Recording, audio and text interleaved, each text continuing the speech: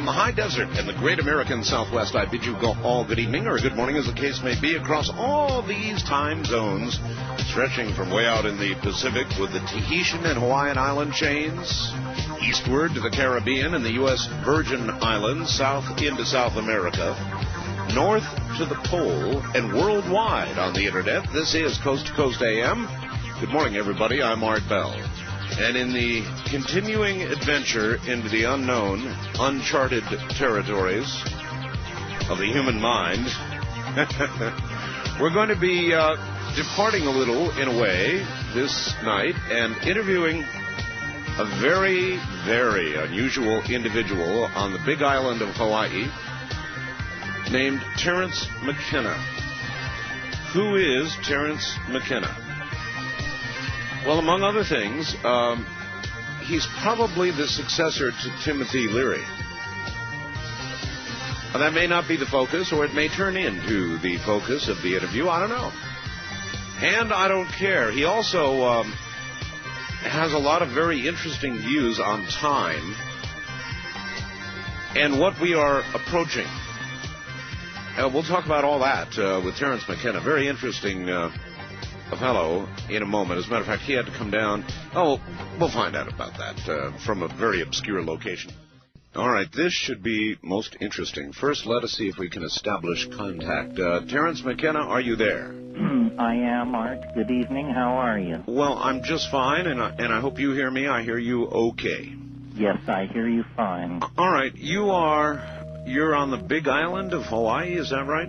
That's right. Now, when I called you the other day, you were way up in an area where your only contact with the outside world was by cellular telephone. Where do you actually live? On a mountain somewhere? I live up on the slopes of the world's largest volcano, which is Mauna Loa, and when you called me the other day, we mutually agreed my cell phone is not ready for prime time, so I came off the mountain. I do have up there a 128K connect to the internet that's wireless, 40 miles through the air.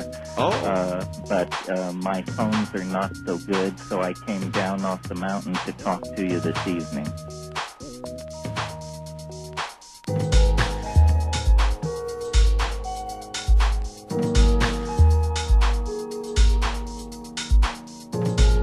By the way, Terence, what's it like living on the side of an active volcano? Well, it's very exciting, actually. I don't know if you've ever been out to the Big Island, but no, I have not. People think of Hawaii as swaying palms and endless beaches. What we have out here are lava fields and 14,000-foot mountains on this island. Two of them, one the world's largest volcano, the world's largest mountain in terms of volume, and the other one just 100 or so feet shorter. So we've got quite a dramatic landscape out here.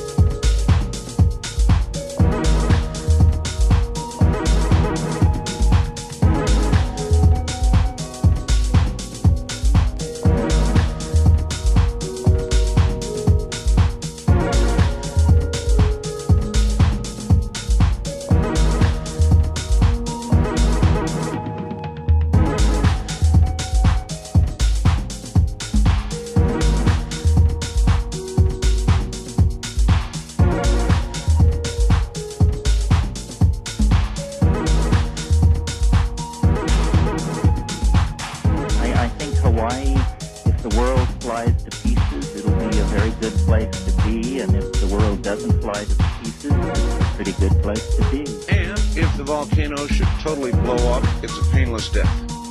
That's right. And a dramatic one. Yeah, and a dramatic one as well, that's right. All right. You have a theory about time. Time, actually, Terence, is one of my favorite all-time topics. Before we launch into what you think about time, tell me what you think time is. In other words, is time our invention, or is time a real thing that I realize we're measuring it, but in the cosmic scheme of things, is there really time? You give me a perfect entree to launch into this thing. See, in the West, we have inherited from Newton what is called the idea of pure duration, which is simply that time is sort of a place where things are placed so that they don't all happen at once. In other words, it's viewed as qualityless, that it's an abstraction. In fact, I think when we carry out a complete analysis of time, what we're going to discover is that, like matter, time is composed of elemental, discrete types. All matter, organic and inorganic, is composed of 104, 108 elements. There's argument. Time, on the other hand, is thought to be this featureless, qualityless medium. But in fact, as we experience it as living, feeling creatures, time has qualities. There are times where everything seems to go right and everything seems to go wrong. That's true. Terence, that's absolutely true. I've wondered about that all my life. There are periods of time where, in effect, you can do no wrong. And other periods of time where you can do no right, no matter what you do.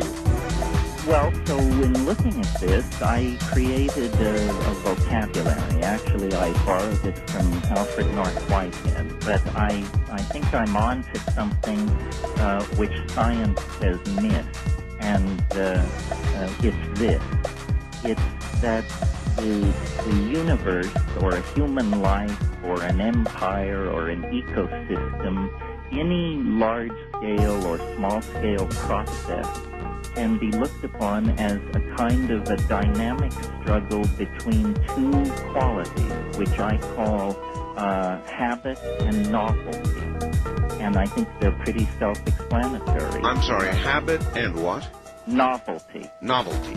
Novelty. And habit is simply repetition of established patterns, conservation, holding back what has already been achieved into a system. And novelty is the chance-taking, the exploratory, the new, the never-before-seen. And these two qualities, habit and novelty, are locked in all situations in a kind of struggle. But the good news is that if you look at large scales of time, novelty is winning.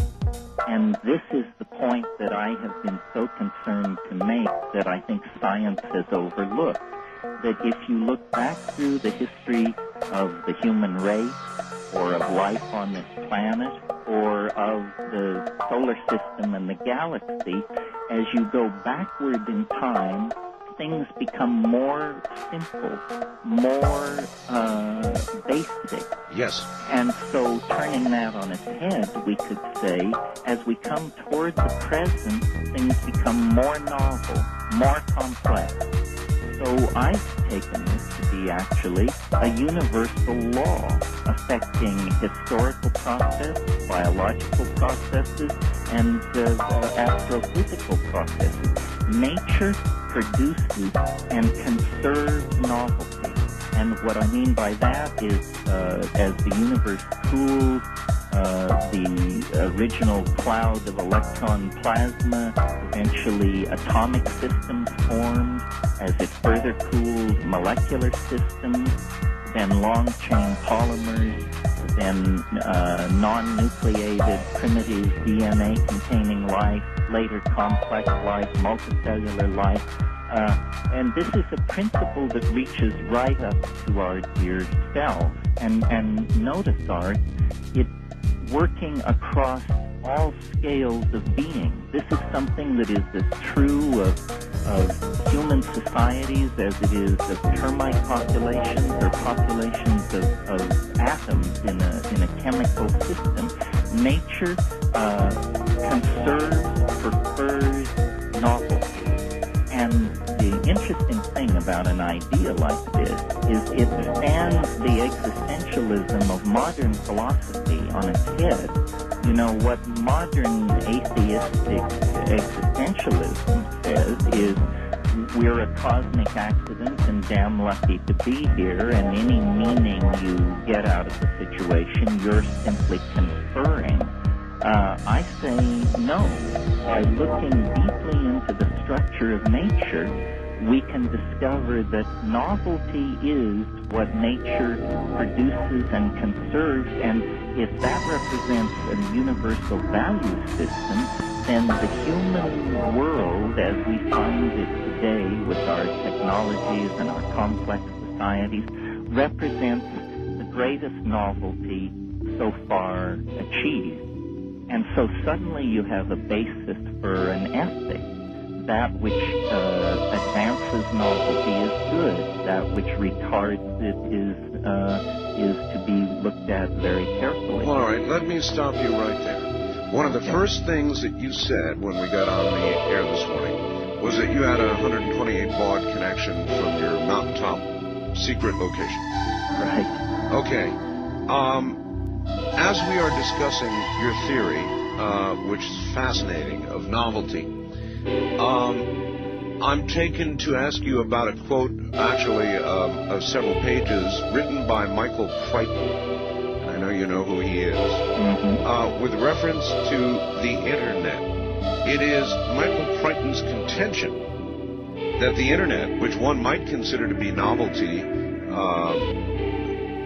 exemplified, incarnate, indeed, is going to result not in more novelty, but in fact in a slowing of the process of evolution, or novelty as you see it, because there will be a commonality. There will not be innovation. There will not be entrepreneurship. There will be 10 main ideas in America and Hong Kong and Moscow and London and so forth.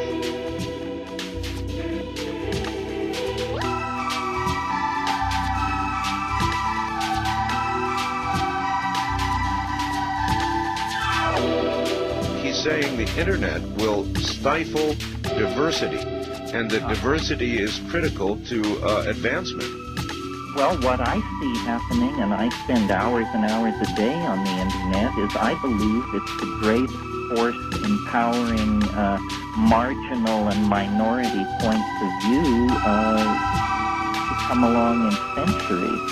In other words, before the Internet, the great establishment ideas already had the machinery of media to communicate their position. True. What has happened is that the common man has gotten into the game with technology that I really don't think was ever intended to fall into. Oh, you bet it wasn't.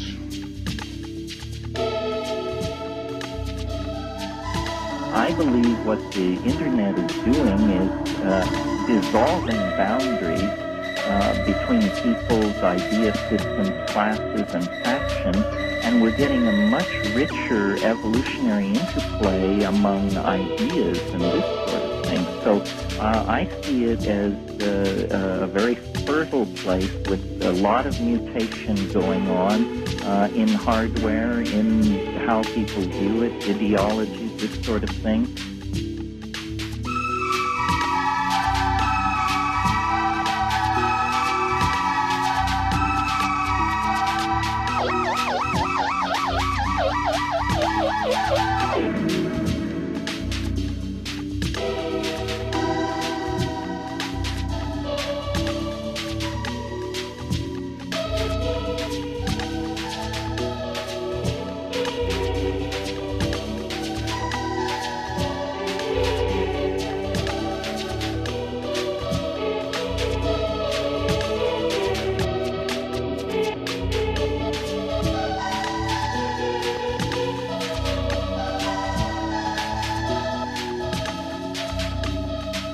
when people talk about the Internet, they're usually talking about the Internet that was, because it's moving so quickly. For example, I just read a paper by a guy named Alexander Cheslenko out at the Media Lab at MIT, and he's talking about plugins that will translate websites of one language into another.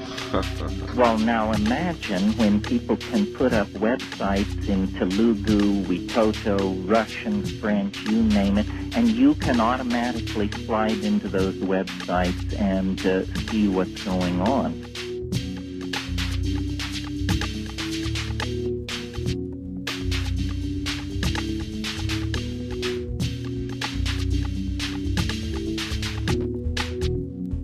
Let me make one point here before we leave this time thing. I said I'd identified a tendency in the universe which science had missed, which was to conserve novelty. And then you asked about the Internet, which sort of led me to the second half of the observation. Not only does the universe have this preference for novelty, but each acceleration into novelty has proceeded more quickly than the ones which preceded it. So, for instance, the slow cooling out of the universe led to the slightly more rapid appearance of organic chemistry, which led to the quite rapid evolution of higher plants and animals, which led to the hysterical pace of human history. And I see no reason to suppose that process of acceleration will ever slow down. Is it, Terence, a linear process or an exponentially accelerating process? It's an exponentially accelerating process, which leads to a kind of end-of-the-world scenario that has made a lot of people place me out with the squirrels, because I'm saying that this process of novelty is now moving so quickly that within our own lifetime, it is going to accelerate essentially to such an intensity that we will be experiencing more novelty in a few weeks or days than we've previously experienced in the whole life of the cosmos. My God, you have described precisely what I have just written about. I wrote a book called Quickening. And someone showed me your book, and I said, this is in Atlanta. I saw it, and I said, yes, this guy is on to this. I'm onto it from, I guess, more of a pedestrian perspective than yourself after listening to your first half hour, Terence, but we're talking about, it suddenly dawned on me precisely the same things. I've been doing this talk radio program for about 13 years, the all-night show. Right. And I am a trained observer of events and people. And every night I've had to watch the news and dissect what is going on in our world to prepare to do this program. And in that 13 years, unmistakably, socially, economically, politically, environmentally, you name it, we can talk about it. In every one of those areas of human endeavor, things are beginning to accelerate. There's simply no question about it. And that sounds exactly to be the same thing you're proposing here. Yes, where I've gone further than most people is a lot of people have noticed the time is speeding up phenomenon, but they tend to give credit to science or media or something like that. That's right. Yes, well, what I'm saying is this is built into the laws of physics.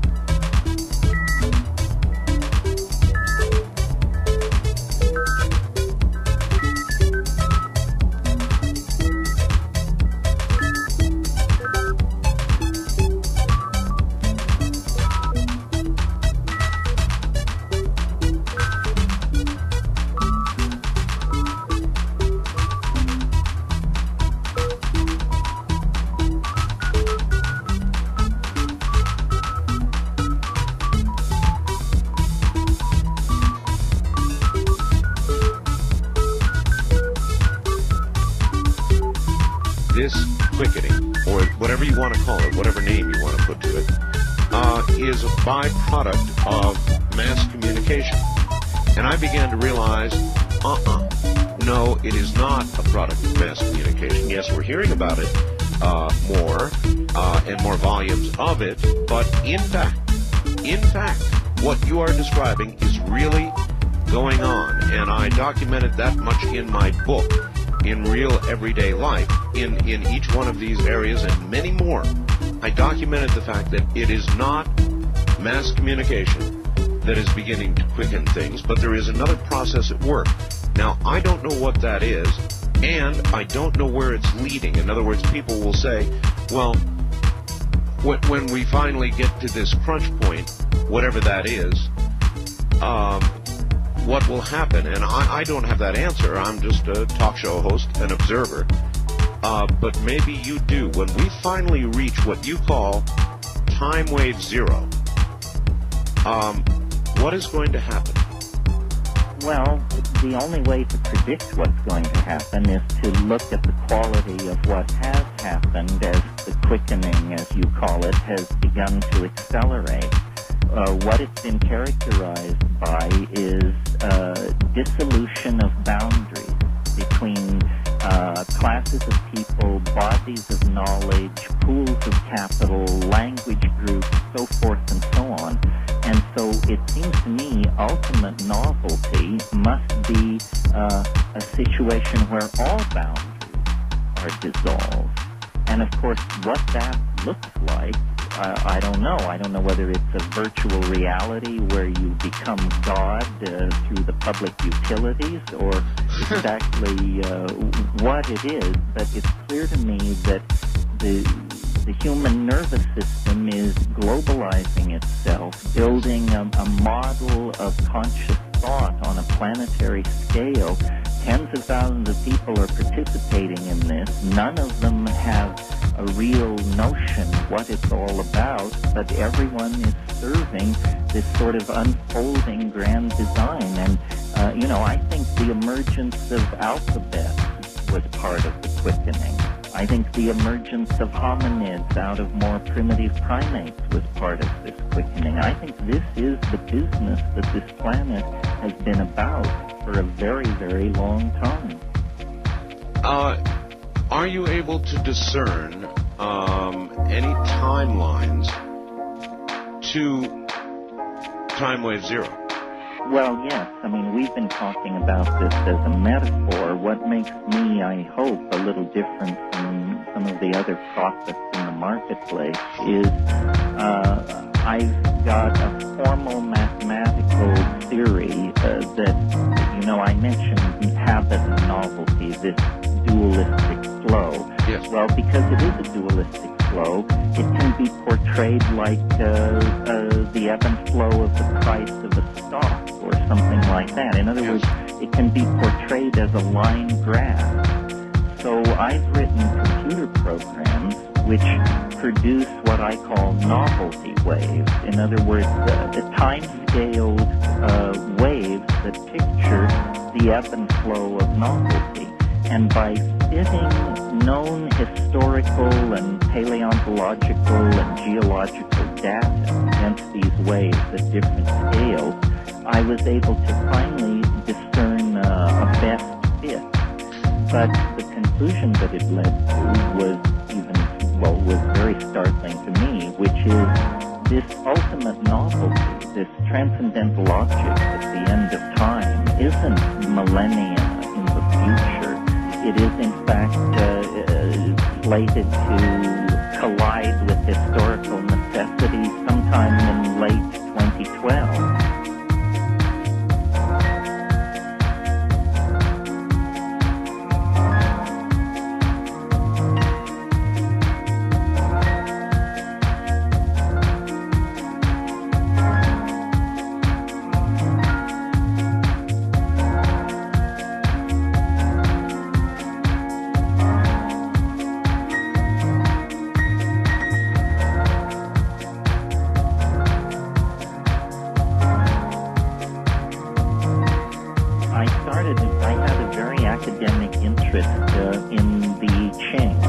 is the Chinese method of divination. And, everyone who's looked at this thing has been struck by the fact that it seems to work. And so I carried out a mathematical analysis. Wait. I don't know what Qing is, and I bet a lot of other people don't either. A Chinese method of divining, what kind of method? What is it? Well, it existed for thousands of years in China. It's sometimes done by throwing 50 stalks, or sometimes done with coins. But it's a method of producing a thing called a hexagram, which is made up of either broken or unbroken lines, 6 on top of each other. So if you're a mathematician, you can figure if it's made up of broken and unbroken lines and there are 6 of them on top of each other, there must be a possibility of 64 of these things. And thousands of years ago in China, there was a vast body of literary commentary built up around these hexagrams. And they have always been presented in a traditional order, a certain way that they are always presented. And I was studying a very academic question, which is this order of these hexagrams a true order, in other words, governed by rules, or is it simply a random jumble sanctioned by tradition?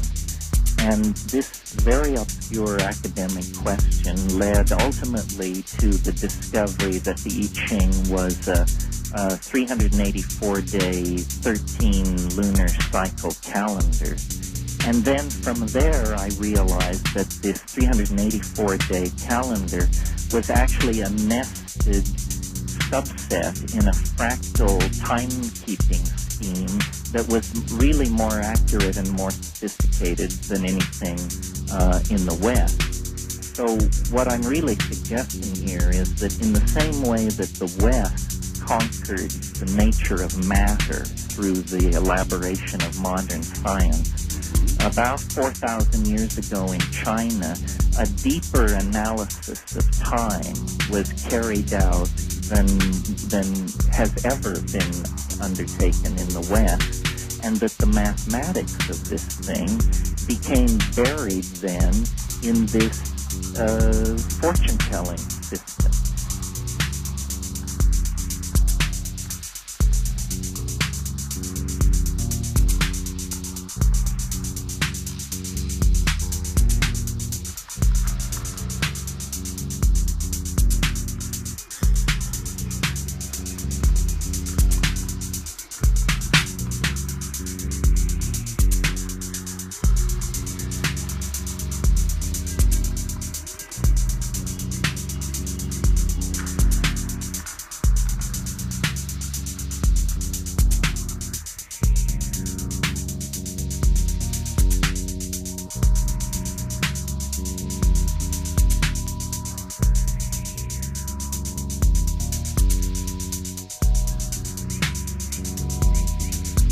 The interesting thing, you see, Art, is with a wave like that, you can do what's called retrofitting. In other words, if you have a wave of novelty that describes the past, yes, you have to correctly predict the Italian Renaissance, the Greek Enlightenment, the modernity of the 20th century. And so by predicting the past, we've gained confidence that this wave predicts the future. That sounds quite scientific. In other words, science is repeatability, and if you can repeatedly demonstrate that you can mathematically show the events of the past, then yes, I would imagine you could project. Well, so I've been at this since 1975, but the theory is, in a sense, very conservative. It never says what will happen. It says when interesting things are highly likely and when you're just wasting your time. When you look out or project out toward 2012, what is the magnitude of the spike or the difference there? If you can give us an idea of magnitudes along the way. There is only one point in the entire cycle where the level of habit drops to zero. Effectively, then novelty becomes infinite. And that point occurs on this solstice date in 2012. Now, it's very interesting. There are some people on the net called Singularist, and they're hard-headed engineering types, and they take things like rate of energy release, rate of data storage, this sort of thing, and draw all their curves out, and they conclude that sometime between 2008 and 2020, everything, we produce infinite amounts of energy, we pack infinite amounts of data into infinitely small spaces. In other words, this same sort of thing where, because of the acceleration built into the unfolding of this novelty process, we're going to cross more territory between here and 2012 than we've crossed between the Big Bang and getting to here. God, that's an incredible thought. It kind of explains what's happening, that it isn't the old style religion, but it isn't the sterile, steady state of science either.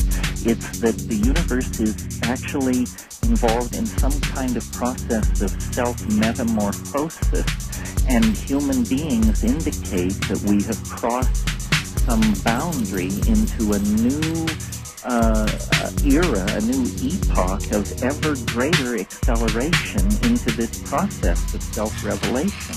I mean, this is what religions are raving about. This is what every prophet on the street corner is trying to articulate. And no question. I think it's real. I think we're getting a lot of static because people can only deal with it through images that they know. You know, Marshall McLuhan once said we drive into the future using only our rear view mirror. And that's sort of what it is. But I call this thing the transcendental object at the end of time. And I think, in a sense, religion, Christian revelation, it will all be fulfilled in a way none of us ever suspected, because nature has this appetite for novelty and acceleration into novelty. And so then again I ask, at this moment that we speak of, 2012, right, what do you actually think will occur? Well, I've thought about this a good deal, and there are hard and soft scenarios, but I've noticed that what the Timewave seems most coherently able to track is technology. Somehow technology is very important. It's the transformation of the human relationship to the world through tools. And so what I'm thinking would fulfill this entire scenario without requiring God Almighty to put in an appearance is time travel. I think that we are moving toward, if you look at biology over huge scales of time, hundreds of millions of years, it is a kind of conquest of dimensionality. All right, let's consider that. Somebody recently said, and I have been considering since I heard it, a very simple question. If time travel is possible, then where are the time travelers? Well, when I asked that question to my sources, they said you can only travel as far back into the past as the moment of the invention of the first time machine, because before that there were no time machines.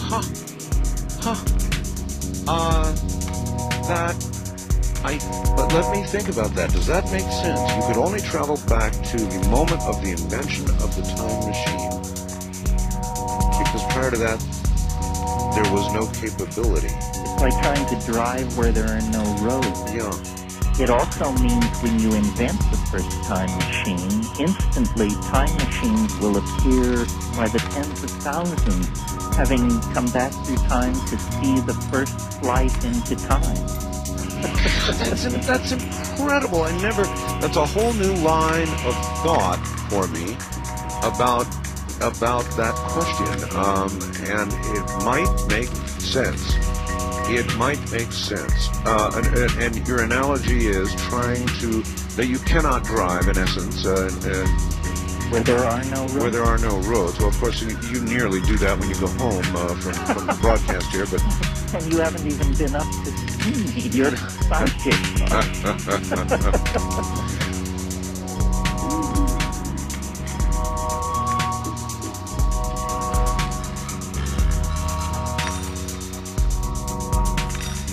Prepare yourself for an experience. Here's what was written to me about Terence McKenna before we invited him on the program.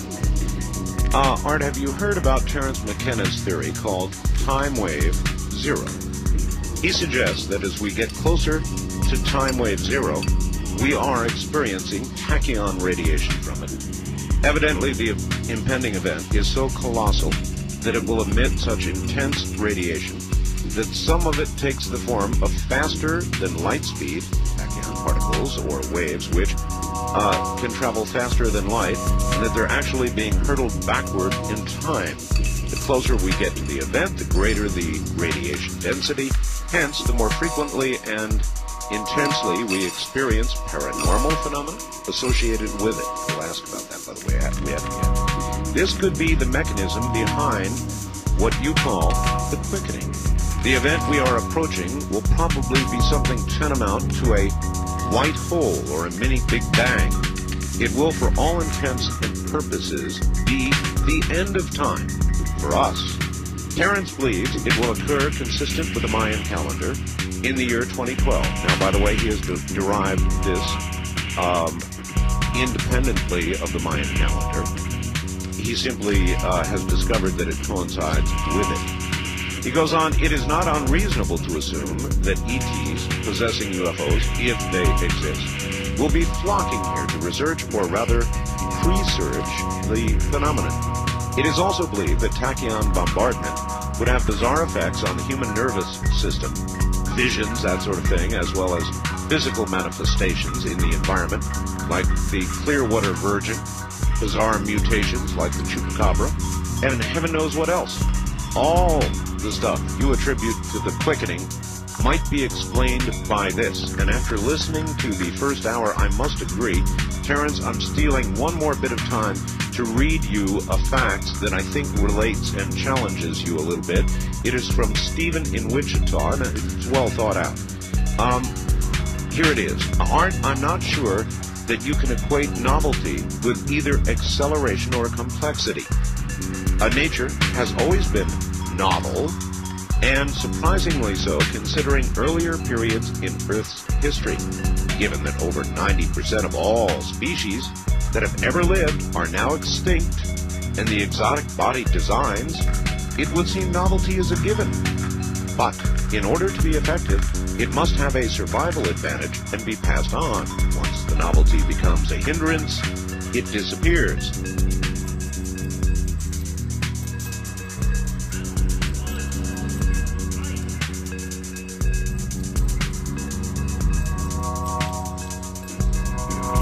Our novel inventions of this century have simply allowed us to artificially compress distance and time by modes of travel and communications. Profit motives have directed and limited the novelty of our civilization in this century as never before, and we are becoming a hindrance. The higher the population density, the more the acceleration seems to be. Anecdotal but relative, compare the pace of a small country town to a large city with its population density and resulting problems accelerated by stress and profit motives. What do you think, Terence? Well, I don't disagree with all of that. I think there's certainly been ebb and flow of novelty within the 20th century, parts of it more novel than others. But I think to argue that it isn't among the most novel periods in time is a pretty uphill battle. The question is whether novelty is something which simply adheres to statistical dynamics, or whether it's a real direction, a real arrow that is directing process, and that's what I maintain. I think it's not true to say that the biota of the Earth today is not more novel than it was in the past. Certainly there are novel forms of life which have undergone extinction, but the proliferation of human life, which is an advanced animal plus a culture-creating creature, indicates to me that we're at a level of novelty that this planet has never before experienced. Of course, it's an arguable thing because history, which is what we're always comparing these waves to, is not yet a quantified thing. I mean, how do you rate the War of the Roses over Queen Anne's War or something like that? But nevertheless, though we don't have an absolute quantification of history, there is general agreement among historians that events like the Renaissance, the Greek Golden Age, the 20th century, are periods where a great deal of novelty in social forms and technologies was concentrated. All right, you put together a computer program which was able to trace the ebb and the flow of this novelty and, in effect, chart major events in history. How many, if I might ask, hits and misses when you got this in final development, and then you look at each point in history, how many hits and misses? Were there any misses in the model, or did you hit each major moment in history on the nose? Well, by my understanding of this theory, there can be no misses. In other words, it's not a statistical theory. We're not okay if we're right 2/3 of the time. Hear, hear. So we have to be right all the time. So you're telling me you are?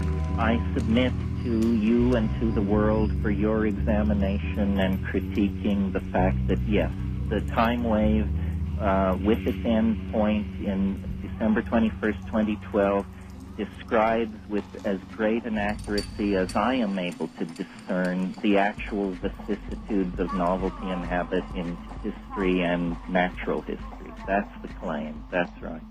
Terence, have you submitted this? I mean, this is serious science that you're discussing. Have you submitted this because of its repeatability? That's science. Now, have you submitted this to peer review? Well, among mathematicians, yes, and there's a lively debate raging on the Internet about that. Let me say something, though, here about science and why the acceptance of the time wave can't really occur under the tent of ordinary science. You have mentioned repeatability. Repeatability is the idea at the very basis of the scientific method, at the very basis of experiment. That's right. It's what's called restoration of initial conditions. But now notice that what the time wave theory is saying is that every moment in time is a unique moment. Is unique and will not specifically repeat. But what you're suggesting is that you can plot the highs of novelty throughout history. Yes, you can, but you cannot assume that you're doing it probabilistically. In other words, essentially, when you really understand philosophically what the time wave is saying, it's an enormous attack on probability theory. You know, the way science works now is if you want to know how much energy is flowing through a wire, you take 1,000 measurements, you add them together, and you divide by 1,000. And then you have the current flowing through the wire. But notice that assumes that it doesn't matter what time you make the measurement. And so much of science is like this, to the point where I am redefining science and saying science is the study of those phenomena so coarse-grained that the time in which they occurred does not affect them. And that leaves out, then, history, love affairs, corporate takeovers, empire building. Everything interesting in the human world is too fragile, too finely embedded in the context of its time to be open to that kind of scientific modeling. So in other words, they're really relatively small, insignificant events that don't enter into the larger measurements you're making of this ebb and flow. Well, for instance, on a given day when the chart says novelty will be high, certainly somewhere in the world someone is having a very unnovel day. It's a statistical thing, a bell curve, no reference to you, Art, but a bell curve where when the wave is predicting high novelty, most people, most systems will experience that novelty, but of course some will not. It's the idea that probability is ebbing and flowing. You know, when you study statistics, the first thing they teach you is when you flip a coin, the odds are 50-50, heads or tails. If that were true, the coin would land on its edge every single time. That's the rarest of all results in a coin toss. Indeed. So what's really happening is that what are called secondary and tertiary factors are causing the coin to be heads or tails. I say no. There are zones in time where heads are favored and zones in time where tails are favored.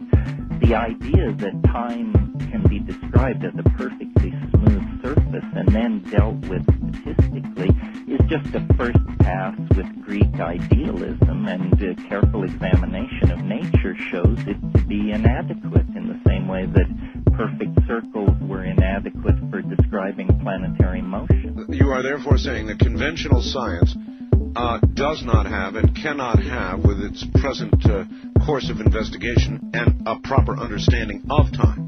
That's right, because it assumes that it is to be analyzed with statistics, and that flattens out and denies the difference among various times and types of time.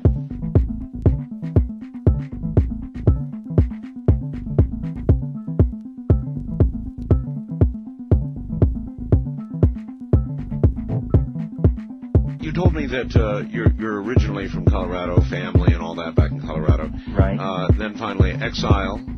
Well, essentially, yes, and I got myself to the University of California at Berkeley right at the time of the anti-war movement and all of that. It was like a kid in a cultural candy store, and studied philosophy, art history, and then went off to Asia, basically to check out the hash dens and the gurus, and the hash was fine, but the gurus just wanted into my pocket.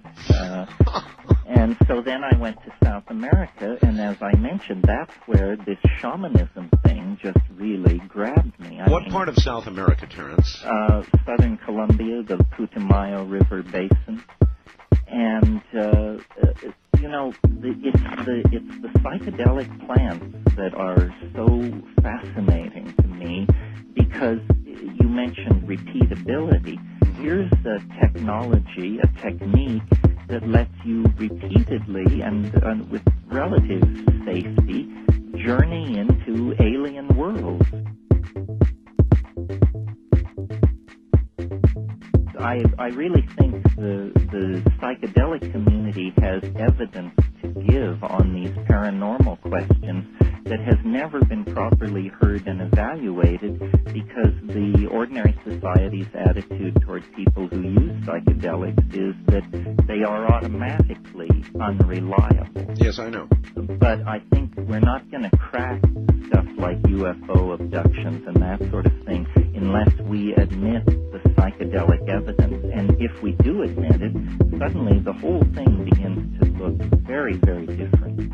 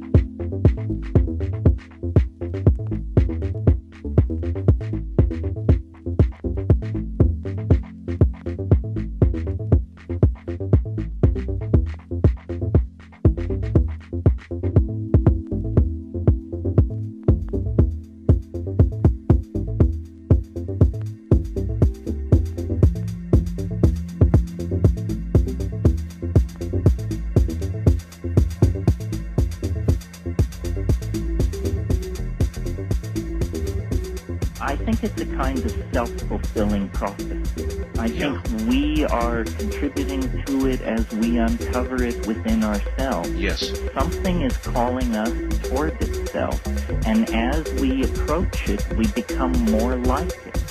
Something is sculpting out of the primate body over a couple of million years an entirely different kind of creature. And as we go to meet this thing, which I call the transcendental mystery at the end of time, we are taking on more and more of its characteristics, its godlike power, its ability to span space and time. Yes. And when we finally do reach it, I imagine there will be a kind of effortless moment of merging and recognition. Signposts along the way, life on Mars, maybe Europa, cloning.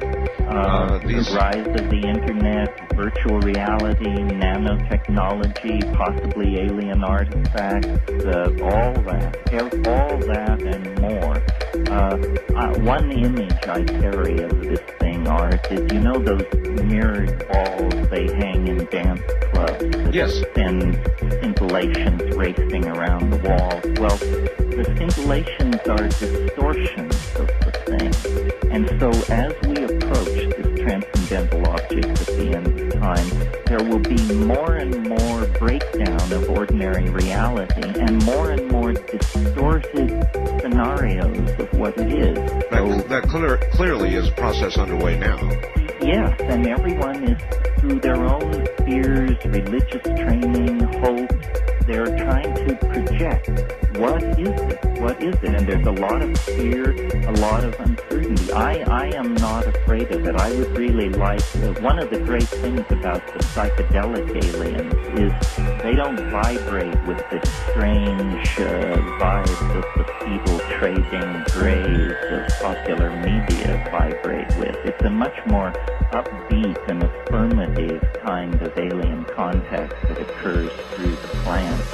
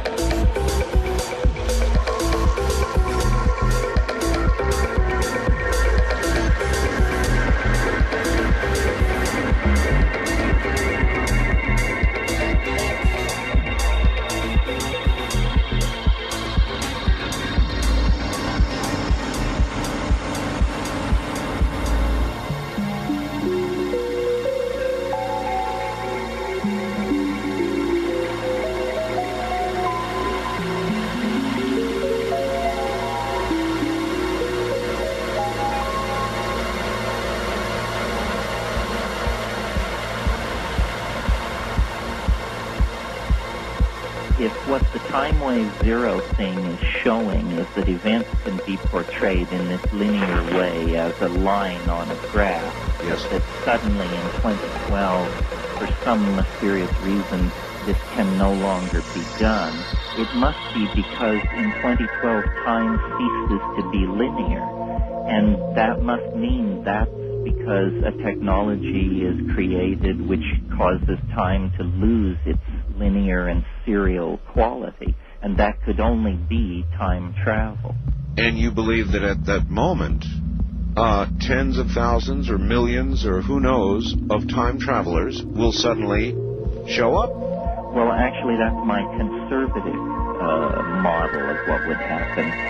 What's against that is, I'm sure you've heard this, the well-known grandfather paradox, which is time travel is always said to be impossible because you travel back in time and you could kill your own grandfather. How do we avoid this? Yes. I think we avoid it by actually what happens when the first time machine is invented is the rest of universal history happens instantly.